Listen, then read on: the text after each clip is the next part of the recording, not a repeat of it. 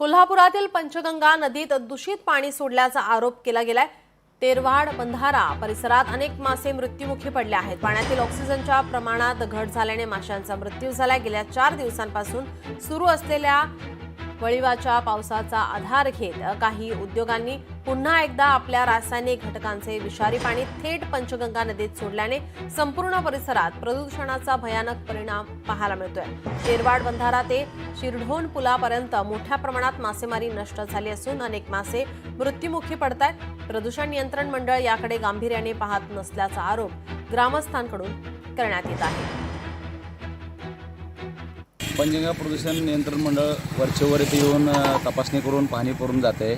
त्यानंतर ते पाणी टेस्टिंगला नेतात। त्या पाणी टेस्टिंगचा बी काय उपयोग होत नाही आणि वरचेवर आता हे पाणी शेतीला वगैरे पाजवायला, त्यामुळे शेतकऱ्याच्या पायाला खास सुटणे, अंगाला खास सुटणे, यावर आरोग्याची मोठ्या प्रमाणात शेतकऱ्यांची हानी व्हायला आल्या। बघितलं होतं कितीतरी हजारो लाखो मासे आता मेलेले आहेत। ऑक्सिजन त्यांना कमी पडत आहे आणि कितीतरी वर्ष झालं मी आंदोलन करत आहे, परंतु हे निर्धारलेलं सरकार आजपर्यंत नुसतं आश्वासन देत आलं आहे।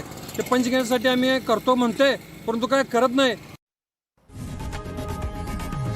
लोकशाही मराठी ऐका, पहा, जागरूक रहा।